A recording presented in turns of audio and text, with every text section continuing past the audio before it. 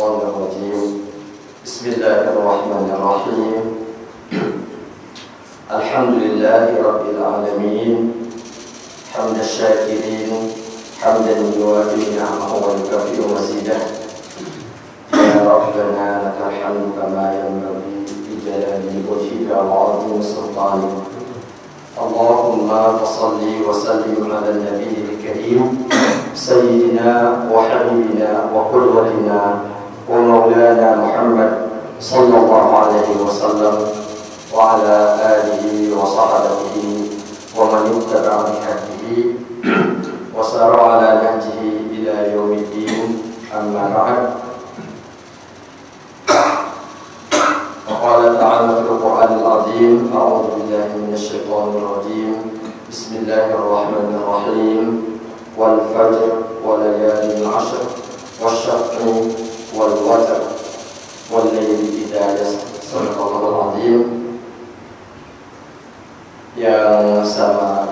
Yang saya hormati para alim ulama, para imam, para asatizah di mushola, juga para tokoh masyarakat di lingkungan serta seluruh jamaah, Bapak dan Ibu yang dimuliakan oleh Allah Subhanahu wa taala.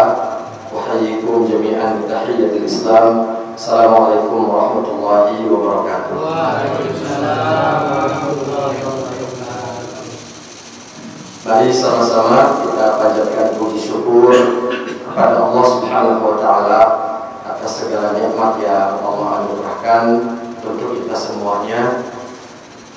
Semoga kita bisa terus memperbaiki, meningkatkan syukur kita agar Allah senantiasa menambahkan nikmatnya untuk kita.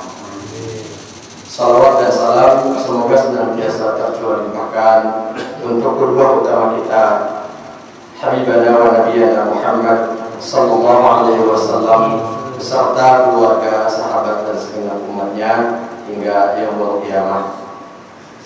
Dan untuk pengajian kita pada malam hari ini, mari sama-sama kita buka dengan membaca suratul Fatihah ila hadratin Nabiyil Mustafa Muhammadin Rasulillah sallallahu alaihi wasallam wa ala alihi wa ashabihi wa azwajihi wa dzurriyyatihi wa ahli baitihi minal anbiya'i mursalin wa ila arwahil jami'il muslimin wal muslimat min masyariqil ardi ila magharibiha barriha wa bahriha. Syarulillah lahumul Fatihah. A'udzu billahi minasy syaithanir rajim. Bismillahirrahmanirrahim. Alhamdulillahi rabbil alamin arrahmanir rahim maliki yaumiddin. Iyyaka na'budu wa iyyaka nasta'in. Ihdinas siratal mustaqim. Siratal ladzina an'amta 'alaihim ghairil maghdubi 'alaihim waladdallin. Amin. Untuk tema pengajian kita pada malam hari ini akan membahas tentang sholat sunnah yang disunnahkan secara berjamaah, dan kebetulan alhamdulillah pembahasannya adalah tentang sholat Id, sholat hari raya, yaitu Idul Fitri dan Idul Adha. Dan insya Allah kita sebentar lagi akan berhari raya, hari raya Kurban, hari raya Idul Adha. Mudah-mudahan nanti pas pelaksanaannya bisa kita amalkan ya. Salat hari raya Idul Fitri maupun Idul Adha secara pelaksanaan ini memang sangat mirip, persis, sama gitu ya. Sama, yang ada perbedaan itu sangat sedikit saja. Ada perbedaan dalam syariat, dalam sunnah-sunnah yang mengiringinya, yang menyempurnakannya ya. Dan kita sering baca dalam surat Al-Kautsar, Allah Subhanahu wa taala berfirman, A'udzu billahi minasyaitonir rajim. Bismillahirrahmanirrahim. Inna a'tainakal kautsar. Sesungguhnya kami telah memberikanmu kenikmatan yang banyak. Fasholli li rabbika wanhar. Maka salatlah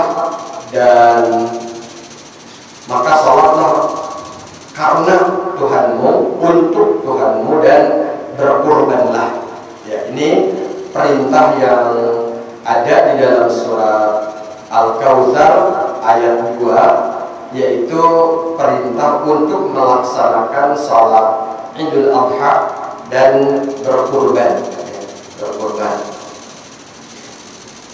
Di sini memang dalam ayatnya fasholli ini tidak dijelaskan secara spesifik sholatnya itu sholat apa, walaupun para ulama ahli tafsir menafsirkan yang dimaksud adalah sholat Idul Adha.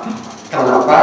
Karena kan disambung dengan perintah wanhar, artinya dan sembelihlah kurban, gitu ya, wanhar. Tapi sedikit mungkin ada selipan ilmu tajwid makhraj, kita jangan salah baca. Wanhar itu pakai ha, jangan wanhar, karena akan berubah maknanya. Kalau wanhar artinya sembelihlah hewan kurban, tapi kalau wanhar pakai ha, maka hardiklah, gitu ya.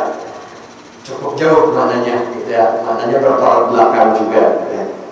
Nah, baik. Ada satu hadis yang diriwayatkan oleh Imam Bukhari dan Muslim dari Sayyidina Abu Sa'id Al-Khudri radhiyallahu anhu. Beliau berkata, "Kana Rasulullah sallallahu alaihi wasallam, dulu Rasulullah sallallahu alaihi wasallam yakhruju yaumal fitri wal adha ilal musalla." Beliau berangkat ke musalla untuk melaksanakan salat Idul Fitri dan Idul Adha.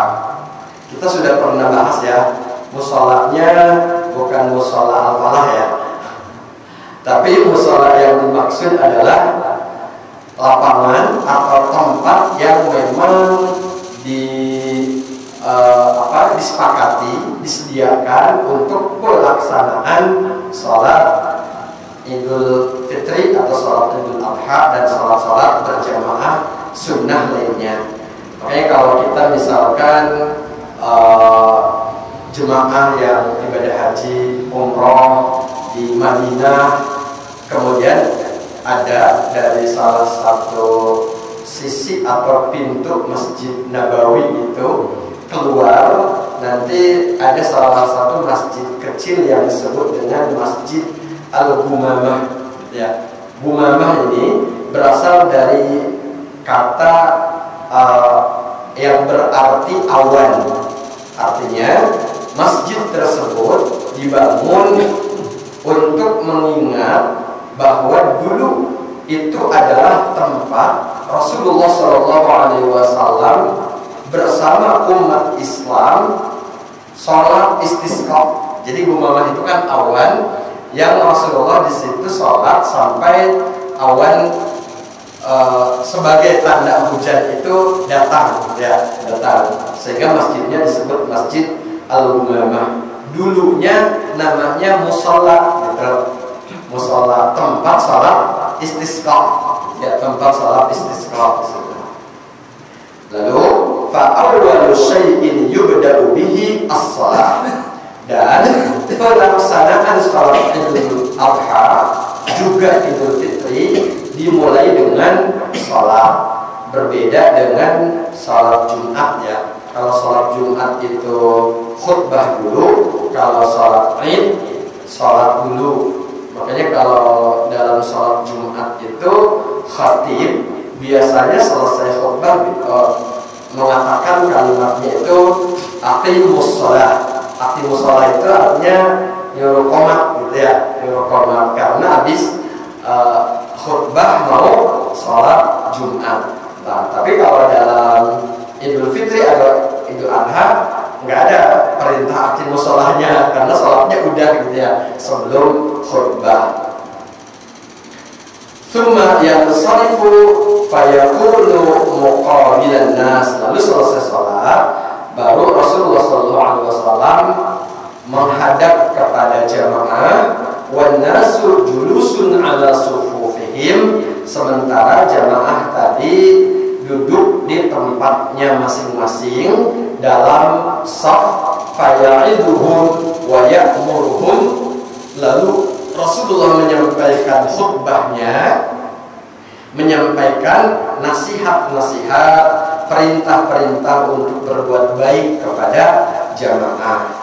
Fa in kana yuridu an yaqta'a ba'than qata'ahu. Dan ternyata ada juga momentum yang setelah selesai sholat Id dan khutbahnya, ternyata setelah itu Rasulullah menyiapkan pasukan yang akan diberangkatkan ke medan jihad gitu. Ada, memang itu biasanya dilakukan oleh Rasulullah di masjid atau musola tempat beliau melaksanakan sholat berjamaah, termasuk sholat Id dari Idul Fitri maupun Idul Adha. Setelah itu baru bubar, ya bubar. Lalu kemudian hukum sholat Id ini adalah sunnah muakkad. Sunnah muakkad sebagaimana yang kita pahami selama ini dipahami dari kebiasaan Rasulullah SAW yang sejak sholat Id ini disyariatkan sampai beliau wafat tidak pernah meninggalkannya. Oh, kalau itu mungkin wajib ya, bukan sunnah. Ternyata ada dalil lain yang menjelaskan bahwa itu nggak wajib juga. Dalilnya ketika ada sahabat yang bertanya kepada Rasulullah SAW, ya Rasul, salat yang wajib bagi kami itu apa? Kata Rasulullah, salat yang wajib adalah salat 5 waktu. Nah, lalu sahabatnya bertanya lagi, ada nggak selain salat 5 waktu yang wajib? Ternyata kata Rasulullah tidak ada, kecuali salat-salat sunnah. Berarti tegas di situ ya, bahwa selain salat wajib yang 5 waktu itu hukumnya sunnah, termasuk salat Id gitu, salat Id. Lalu wa tushra'u jama'atan, dan salat Id ini disyariatkan, disunnahkan untuk dilaksanakan secara berjamaah. Sebagaimana yang dibacakan tadi dalam hadis dari Abu Sa'id Al-Khudri radhiyallahu anhu. Tapi kalau ada yang tidak sempat salat berjamaah, mungkin sedang di perjalanan atau sedang kurang sehat atau terlambat bangun gitu ya, karena ngantuk habis takbiran ya, sehingga habis subuh pengen siap-siap ke masjid ternyata ketiduran gitu. Masalahnya habis subuhnya sambil main HP ketiduran gitu ya. Nah itu yaudah sholat sendiri saja gitu. Kalau sudah ketinggalan berjamaah tetap disunnahkan ya, tetap disunnahkan. Dan sunnah sholat Id ini untuk semua, untuk laki-laki maupun perempuan yang sedang ada di rumah di kampung halamannya maupun yang sedang ada di kampung orang gitu ya. Terus yang orang merdeka maupun hamba sahaya, nah itu semuanya disunnahkan. Kecuali katanya ada pengecualian di sini, illa lil mar'atil mutazayyinah, kecuali wanita yang berhias, jangan ke masjid, atau awillati qad tuthirul fitnah, atau wanita yang bisa memancing fitnah. Maksud fitnah itu mungkin wanitanya yang terlalu cantik gitu, itu disuruh sholat id di rumah saja. Nanti banyak yang gagal fokus gitu, seperti itu. Baik. Lalu kemudian ada hadis yang diriwayatkan oleh sahabiah Sayyidatina Ummu Atiyah, yaitu sahabat Ansar, wanita dari sahabat Ansar. Beliau mengatakan begini, kunna nu'maru an nakhruja yaumal id. Kami diperintahkan untuk ikut salat id. Pada hari id itu kami diperintahkan untuk keluar dari rumah menuju mushola tadi, menuju masjid. Hatta nukhrijal bikra min khidriha, termasuk kami juga mengajak gadis-gadis yang biasanya dipingit nggak boleh kemana-mana, kalau salat id diajak gitu.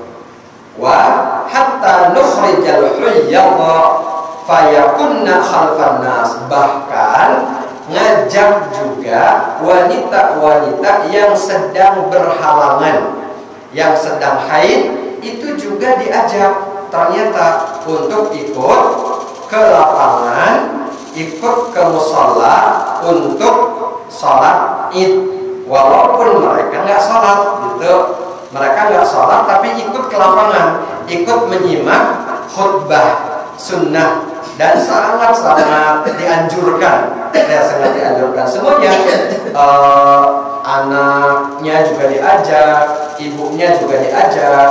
Nanti kalau ibu-ibu atau mbak-mbak yang sedang berhalangan itu di belakang nggak ikut sholat, jadi di belakang, termasuk kalau sholatnya di masjid juga di halaman gitu ya, di halaman, tidak masuk ke masjid tapi menyimak khutbah. Termasuk kan kalau sebelum sholat itu kan takbiran dulu.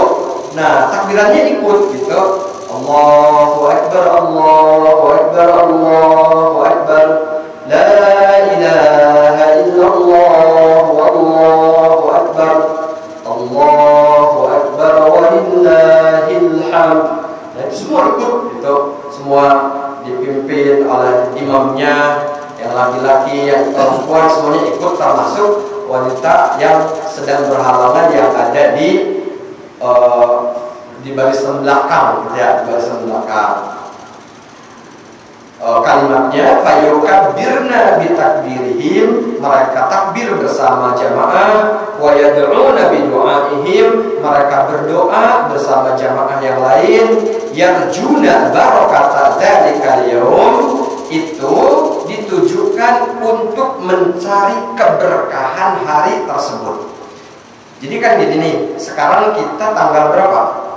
Dzulhijjah. Pokoknya hari Jumat kita sholat id gitu ya. Insya Allah kita hari Jumat sholat id. Nah, sekarang kita berada di 10 hari awal Dzulhijjah. 10 hari awal Dzulhijjah adalah hari terbaik sepanjang tahun. Dari seluruh hari dalam setahun, hari paling afdol, paling utama itu adalah 10 hari awal Dzulhijjah. Rasulullah bersabda begini, "Ma min ayyamin al-amalu shalihu fihinna ahabba ilallahi min hadhil ayyam." Tidak ada hari yang amal soleh di dalamnya lebih Allah cintai dari hari-hari tersebut, yaitu al-ayyamul ashr min Dzulhijjah, 10 hari awal Dzulhijjah. Seluruh bentuk amal soleh yang dilaksanakan pada waktu-waktu sekarang ini, yaitu 10 hari awal Dzulhijjah, itu menjadi amal soleh yang paling dicintai oleh Allah Subhanahu wa ta'ala. Lalu sahabat bertanya, walal jihadu fi sabilillah, apakah keutamaan amal di hari-hari 10 awal Dzulhijjah ini tidak bisa ditandingi oleh jihad fi sabilillah juga? Ternyata fix jawaban Rasulullah, walal jihad fi sabilillah. Jihad fi sabilillah pun tidak bisa menandinginya. Masya Allah, luar biasa. Ini adalah kesempatan yang paling istimewa. Jangan sampai kita sia-siakan, kosong, tidak ada amal solehnya, ya, nggak ada amal solehnya. Walaupun dalam akhir hadis tadi tetap ada pengecualiannya, kata beliau, illa rajulun kharaja bi nafsihi wa malihi falam yarji' min dzalika bisyai'. Kecuali orang yang berangkat dari rumahnya untuk berjihad dengan jiwa dan hartanya, lalu dari jiwa dan harta itu nggak ada yang pulang karena dia mati syahid di jalan Allah Subhanahu wa Ta'ala. Jadi yang bisa menandingi keutamaan amal di 10 hari awal Dzulhijjah ini hanya mati syahid di jalan Allah. Hanya itu, yang lain nggak bisa. Makanya istimewa sekali, ya, istimewa sekali. Dan puncak keistimewaan hari 10 awal Dzulhijjah ini adalah hari Arafah tanggal 9 dan hari Kurban tanggal 10 gitu. Makanya tadi, jadi tanggal 10 hari puncak dari 10 awal Dzulhijjah itu, ketika kita disunnahkan untuk sholat Id, semuanya diajak. Jangan ada yang ketinggalan kalau bisa, ya. Jadi disiapkan gitu bagaimana agar istri, anak, semuanya dari rumah itu berangkat. Jangan ada yang ketinggalan. Sunnahnya begitu. Bahkan tadi wanita yang sedang berhalangan. Nah itu, dan juga waktu rotahu, dan diharapkan keberangkatan untuk sholat Id baik Idul Fitri maupun Idul Adha ini akan mendapatkan ampunan dari Allah Subhanahu wa Ta'ala sehingga membersihkan jiwa. Itu ternyata itu maksudnya. Nah, baik. Lalu berikutnya, wala yusannu lahal adzanu wala iqamah.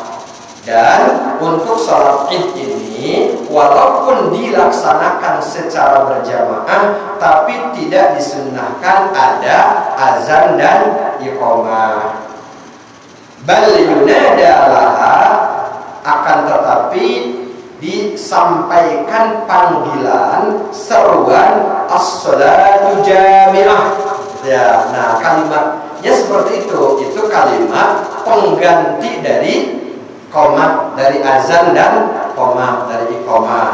Walaupun kalau di kita seringkali dipakai juga untuk sholat berjamaah, sholat wajib, sholat 5 waktu, ya itu silakan saja. Tapi sebenarnya asal usul disyariatkannya kalimat tersebut itu untuk berjamaah sholat sunnah yang tidak ada qomatnya, tidak ada azan dan qomatnya, begitu. Baik, kemudian berikutnya, kalau waktunya kapan masuk waktunya untuk pelaksanaan sholat Id, mulai masuk waktunya setelah terbit matahari. Berarti kan habis subuh nanti ada waktu terbit, ya, waktu terbit, waktu syuruk, ya, waktu syuruk. Nah itu kalau sudah terbit matahari sudah masuk waktu pelaksanaan sholat Id, baik sholat Idul Fitri maupun sholat Idul Adha sudah boleh, ya, sudah boleh. Tapi waktu hal mufaddal, adapun waktu yang paling utama, indaratifa isyamsi qadra rumhin, ketika matahari sudah naik seukuran tombak, gitu ya, sekitar 1,5 meter lah, ya, tombak, ya. Tombak itu kan sepanjang segitulah, sekitar 1,5 meter. Kalau kita lihat dari ufuk itu sudah naik, itu adalah waktu yang paling utama untuk melaksanakan sholat Id, baik Idul Fitri maupun Idul Adha. Walaupun antara Idul Fitri dan Idul Adha itu biasanya dibedakan. Idul Fitri lebih siang, gitu ya. Kenapa? Biar waktu takbirnya lebih panjang. Selain waktu takbir, itu juga sebenarnya waktu untuk melaksanakan zakat fitrah. Zakat fitrah itu kan kalau kita biasa dibayarkan di bulan Ramadan, ya udah lebih cepat itu sunnah, boleh silahkan. Tapi kalau belum dibayar sampai hari raya, maka selesaikan sebelum sholat Id gitu. Jangan lewat setelah sholat Id.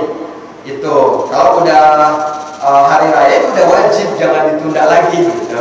Udah wajib jangan ditunda lagi, sehingga agar pembayaran zakat fitrah ini selesai, maka pelaksanaan sholat Idnya jangan terlalu pagi gitu.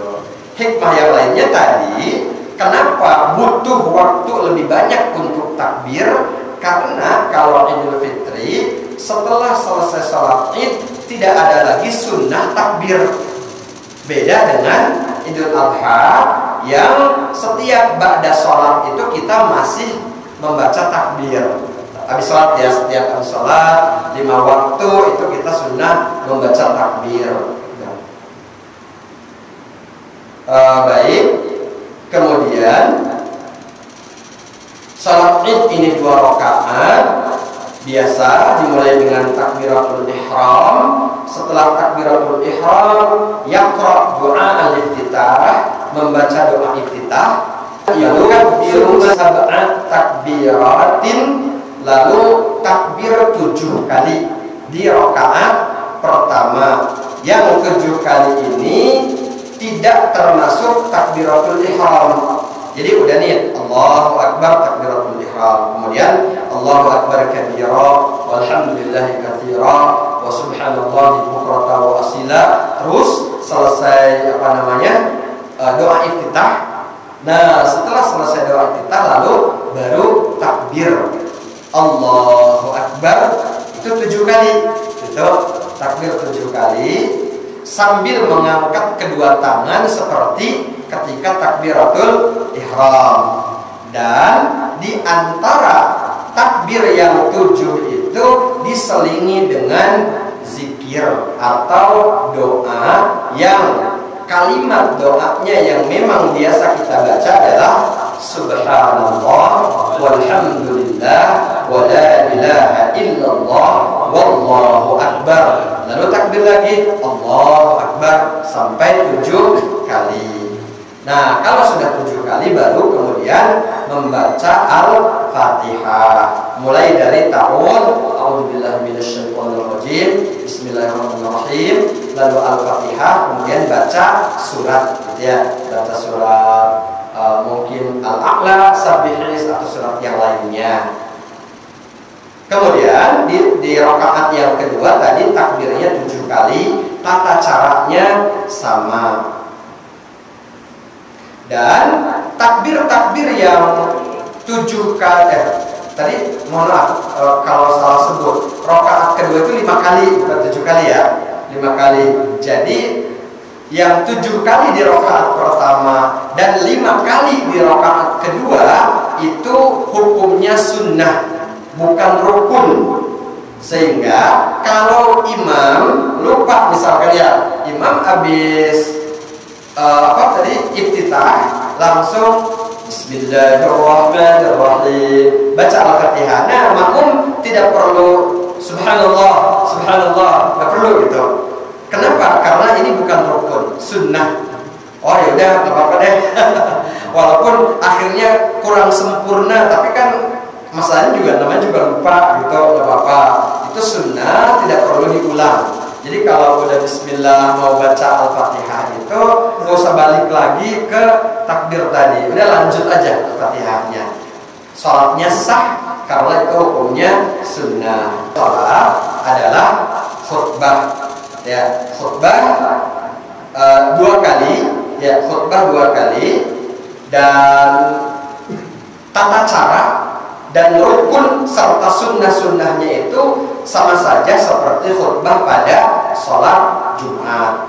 Dimulai dengan salam, kemudian ada rukunnya, yaitu membaca hamdalah, lalu baca sholawat, kemudian membaca atau ada wasiat dengan takwa, kemudian membaca ayat Al-Quran, dan mendoakan untuk kebaikan umat Islam, orang-orang beriman, saudara seiman. Itu 5 rukunnya sama dalam sholat Idul Fitri dan Idul Adha, sama dengan sholat Jumat gitu ya, untuk khutbahnya. Sunnah-sunnahnya juga sama. Setelah selesai sholat khutbah yang pertama nanti duduk, tapi ada tambahannya. Tambahannya dalam khutbah Idul Fitri dan Idul Adha ini ditambah dengan sunnah takbir. Ada dimulai dengan takbir ya. Di khutbah yang pertama takbir 9 kali, dan di khutbah yang kedua takbir 7 kali. Allahu Akbar, Allahu Akbar, Allahu Akbar, Allahu Akbar, Allahu Akbar, Allahu Akbar, Allahu Akbar, Allahu Akbar, Allahu Akbar. Nah, 9 kali gitu. Itu takbir khutbah yang pertama. Nanti khutbah yang kedua 7 kali. Itu tambahan sunnah yang ada pada khutbah Idul Fitri dan Idul Adha. Lalu masalah tempat ini tadi kan ada pilihan masjid atau lapangan. Ini mana yang lebih utama?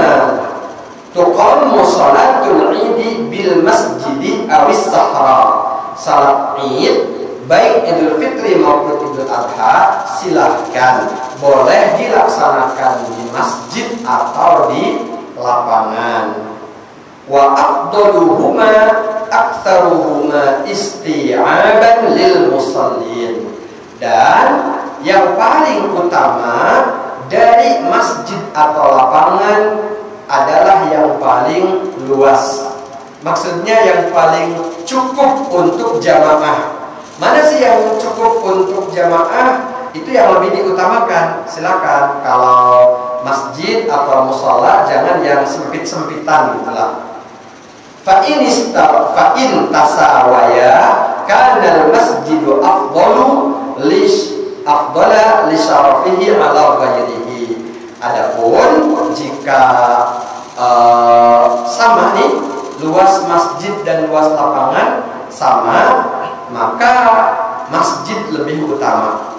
Kalau dari sini sholat Idnya kemana? Di lapangan. Oh, Marinir ya? Iya, ya.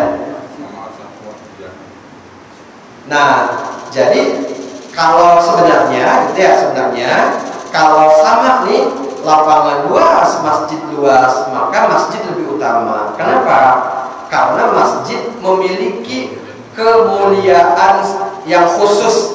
Namanya juga masjid ya. Masjid ini lebih utama dari tempat yang lain. Idh yanalul muslimu bis sholati fihi ajral ibadati wa ajral mukti fil masjid. Karena kalau sholat di masjid berarti kita mendapatkan pahala dari ibadah-ibadah yang kita lakukan, sholatnya, takbirnya, zikirnya, doanya, semuanya juga mendapatkan pahala diam di masjid atau i'tikaf gitu. Lalu bukannya dulu Rasulullah sholatnya di lapangan tadi, yang sekarang dibangun Masjid Al-Gumamah diantaranya tuh. Ternyata kalimat keterangan berikutnya mengatakan wa inna ma shallahan nabiyyu sallallahu alaihi wasallam bis sahra'i li dhiqi masjidihi idzaka 'anil isti'ab. Jadi dulu Rasulullah sallallahu alaihi wasallam salat di lapangan itu karena masjid gak cukup, masjidnya kecil. Kenapa? Kan gini, kalau sholat 5 waktu itu yang berjamaah laki-laki semua gitu. untuk laki-laki semua. Kalau di sini laki-laki, bapak-bapak, ibu-ibu ya. Kalau saya pernah gitu ya, dulu di kampung di Ciamis gitu, saya sholat nih ngimamin, tapi makmumnya ibu-ibu semua, bapak-bapaknya nggak ada, masih pada di sawah gitu ya, di kebun gitu. Nah, ibu-ibunya lebih kompak, lebih semangat, dan pengajian juga ibu-ibu lebih kompak gitu ya. Nah, tapi dari dulu gitu ya, kalau di sholatnya di Masjid Nabawi, Masjid Rasulullah SAW, jamaahnya itu memang laki-laki semua gitu, sehingga cukup. Sedangkan untuk sholat id, laki-laki, perempuan, tua, muda, anak-anak semuanya disuruh diajak, kan jadi banyak jamaahnya, sehingga harus membutuhkan tempat yang lebih luas, makanya di lapangan gitu. Nah, baik.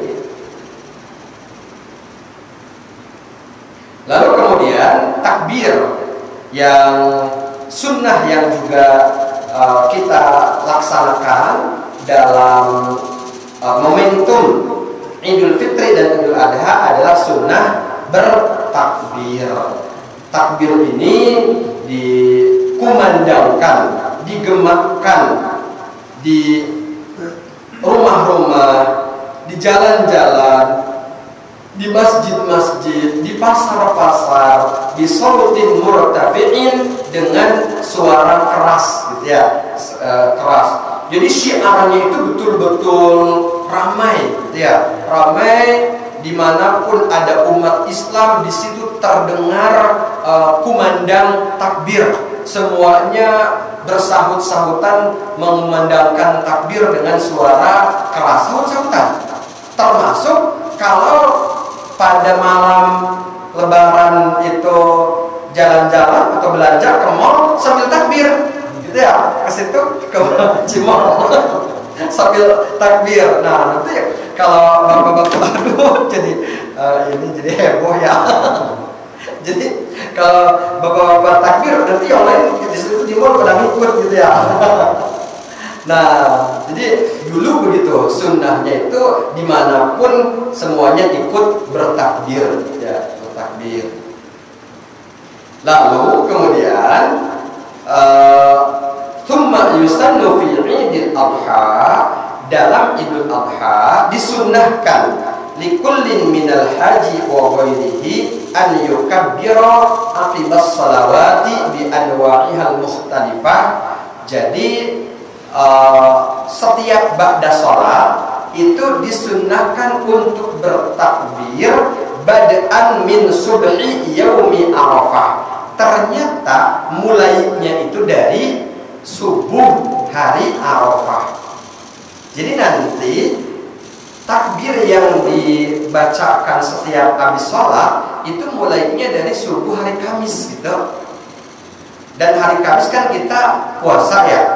Sebenarnya sih puasa itu bagusnya dari tanggal 1 Dzulhijjah itu udah puasa. Kalau enggak besok nih, besok Senin puasa. Kemudian ya kalau Selasanya enggak puasa, enggak apa-apa, istirahat Selasa. Rabunya puasa lagi, tarwiyah kan? Tarwiyah. Dan Kamisnya puasa Arafah gitu. Kalau bisa 4 hari, alhamdulillah. Kalau nggak bisa 4 hari, minimal banget jangan sampai kelewat itu hari Kamisnya gitu, yaitu puasa Arafah. Jadi bapak-bapak biasanya kan, ya ibu-ibu ya, biasanya yang paling susah puasa sunnah itu bapak-bapak biasanya gitu, nggak kuat gitu kalau nggak ngudut gitu ya. Nah, jadi nanti diajak sama ibu-ibu sahur, jangan sampai nggak sahur bapak-bapaknya gitu. Diajak ya, untuk hari Kamis terutama nih, terutama. Tapi tadi kalau yang kuat, sehat, bisa puasanya dari hari Senin besok, apakah Senin Kamis atau Senin Rabu Kamis atau Senin Selasa Rabu Kamis gitu ya. Mana yang paling yang paling bisa kita lakukan, lebih banyak, lebih maksimal, itu lebih baik gitu. Nah, kemudian tadi selain puasa, kita takbir habis subuh hari Kamis, takbir, gitu ya. Ternyata bukan cuma hari tasyrik. Biasanya kita hari tasyrik saja ya.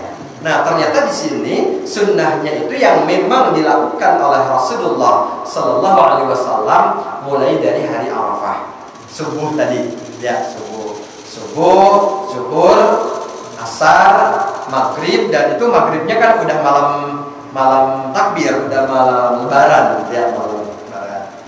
Baik, sampai asar di hari tasyrik tanggal 13 Dzulhijjah. Berarti sampai Sabtu, Minggu, Senin ya, sampai asar hari Senin mungkin.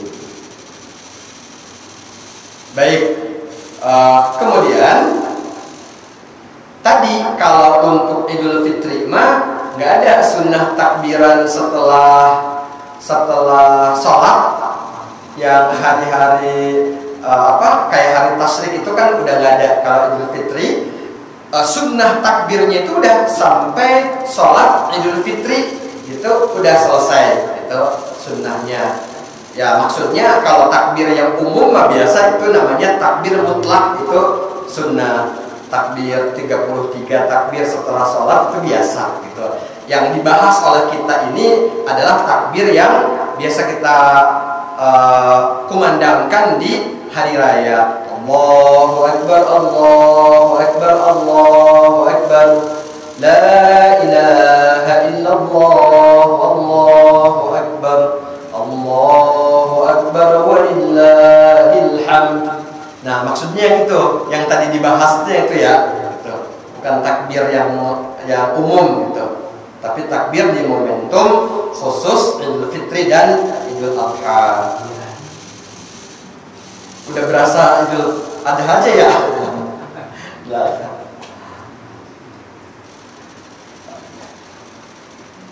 Kemudian berikutnya ada adab-adab dalam pelaksanaan Idul Fitri dan Idul Adha.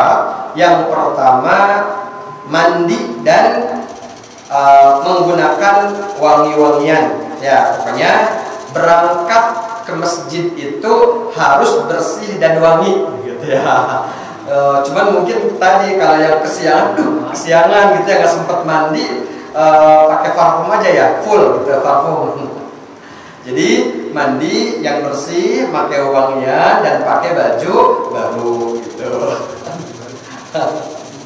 Kalau ada, atau yang paling bagus lah gitu ya, paling bagus. Kemudian yang kedua, yusannu an yukabbiran nasu bil hudur ilal masjid sabahal Id. Jadi sambil berangkat menuju tempat sholat Id itu sambil mengumandangkan takbir terus gitu. Jadi takbir itu terus takbir.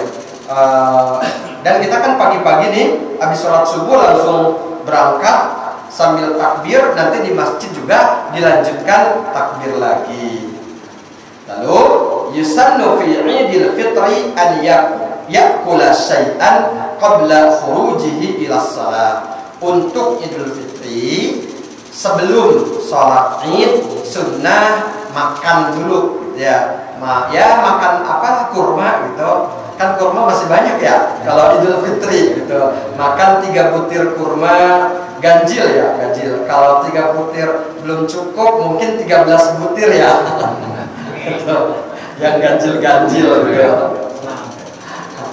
Nah, tapi amma fi Idul Adha fa yusannu lahu an yamsaka 'anil ta'am.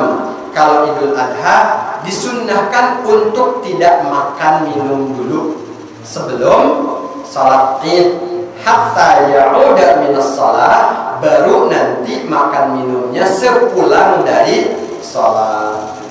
Sebenarnya ada riwayat yang mengatakan bahkan sepulang dari sholat makannya itu daging kurban. Wah, kalau daging kurbannya baru dibagi habis maghrib gimana? Ya, kita mau makan pakai tahu dulu aja, tempe nggak apa-apa gitu. Nah, baik. Kemudian yusannu lil musalli an yadhhaba masyian ilal musalla awil masjid fi tariq. Lalu berangkat ke tempat sholat Idnya disunnahkan berjalan kaki jangan pakai kendaraan gitu ya. Tapi kalau jauh ya udah nggak apa-apa. Namanya juga sunnah, kalau dilaksanakan akan lebih sempurna gitu, lebih sempurna. Jadi kalau kita kuat, tidak terlalu jauh, jangan menggunakan kendaraan, tapi jalan kaki saja. Dan wa an ya'uda fi tariqin ukhra, lalu pulangnya itu rutenya jangan sama, bedakan gitu. Biar ketemu orangnya lebih banyak gitu ya. Ketemu pas saat berangkat sama saat pulang itu beda gitu. Jadi silaturahimnya lebih banyak. Lalu yang kelima, yukrahu lil imami an yatanaffala qabla salatil id. Untuk imam dimakruhkan salat sunnah sebelum salat id. Jadi kalau imam nanti salatnya salat id saja gitu. Wala yukrahu li ghairihi dzalik ba'da tulu'is syamsi, tapi yang bukan imam boleh, tidak dimakruhkan, silahkan kalau mau sholat sunnah yang lain kalau udah lewat waktu terbit matahari ya. Waktu terbit matahari kan kalau belum terbit itu masih nggak boleh sholat setelah subuh kan ya. Nah jadi kalau udah terbit silahkan sholat sunnah, kecuali imam. Imam makruh dikatakan demikian. Baik, kemudian setelah sholat pulang bubar, kemudian memotong hewan kurban ya. Dan memotong hewan kurban ini adalah puncak dari amal soleh yang tadi dikatakan tuh, yang pahalanya tidak bisa ditandingi oleh seluruh amal lain di luar awal Dzulhijjah ini, bahkan jihad. Nah ternyata amal-amal yang utama tersebut puncaknya adalah kurban. Walaupun kurban ini hukumnya sunnah, tapi kita harus berusaha minimal seumur hidup sekali itu kita nabung gitu, nabung kalau ada ya. Kalau sekarang udah nggak sempet nabung mungkin untuk tahun-tahun berikutnya nabung, dan sekarang punya celengan kurban gitu ya, celengan kurban. Kalau di kampung saya sih biasanya kan ada arisan ya, arisan kurban itu juga bagus gitu, bagus, saling membantu. Nah kalau enggak tadi nabung sendirian ya nggak apa-apa, nanti kurbannya mungkin kalau 1 tahun belum cukup, mudah-mudahan 2 tahun cukup gitu. Tapi diusahakan kita punya keinginan untuk berkurban minimal sekali dalam seumur hidup. Walaupun sunnahnya setiap tahun kalau mampu gitu ya. Kalau mampu kita berkurban setiap tahun, baik dengan sapi atau unta, sini mah nggak ada unta ya, atau kambing, domba, itu boleh ya, semuanya boleh. Nah baik, itu barangkali kalau masih ada waktu. Belum azan belum? Oh ya, silakan kalau mau dimanfaatkan waktu 2 menit lagi, kalau ada yang mau bertanya. Oh ya, silakan. Waalaikumsalam warahmatullahi wabarakatuh. Menjelaskan yang meriwayatkan setelah sholat buka puasa sama yang makan daging kurban itu siapa? Oh baik, itu sebenarnya kalau di sini, nah sebentar, tadi sebelum bacakan hadisnya ya lupa. Sebentar, kita kembali sedikit ke atas. Nah jadi memang biasanya itu mengikuti sunnah yang dicontohkan oleh Rasulullah SAW. Baik, sebentar. Kemudian zakat fitrah, kemudian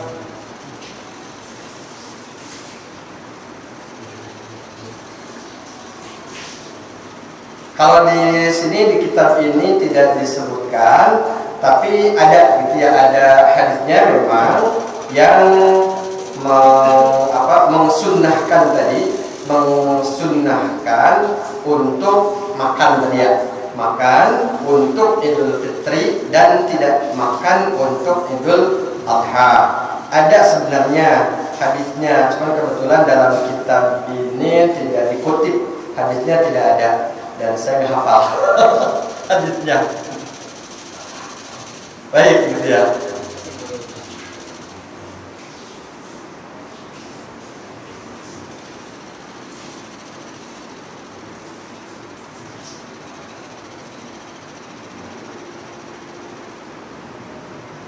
Sebenarnya ada, kalau jadi ya walaupun nggak hafal, kalau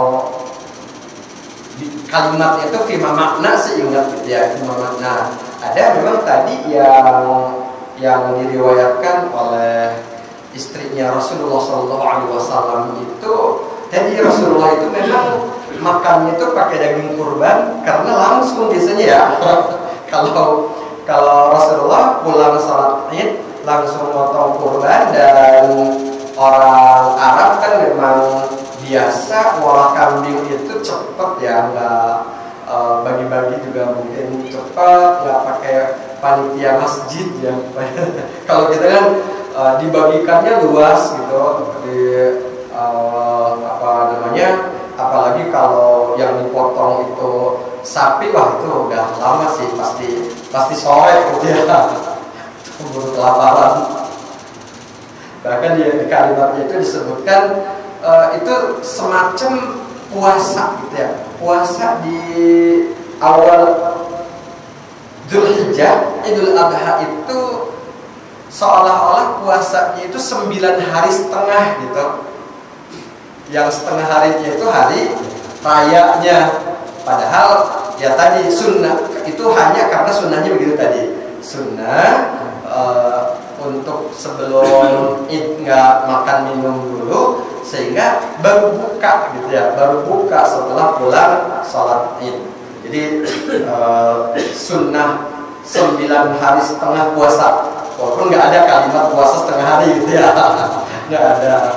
Sedangkan untuk Idul Fitri kan memang habis puasa sebulan gitu ya, habis puasa sebulan, sehingga hari raya Idul Fitri itu betul-betul secara kalimat fitri itu memang buka, artinya gitu, hari raya berbuka.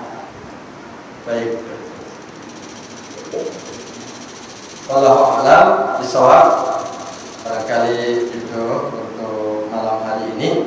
Barakallahu fiikum jami'an. Mudah-mudahan Allah Subhanahu wa taala menganugerahkan kepada kita amal terbaik di hari terbaik dengan taufiknya, yaitu di hari-hari awal Dzulhijjah ini kita bisa mengisi dengan amal-amal terbaik kita, termasuk puasa Arafahnya, sholat Idnya, dan juga kurbannya.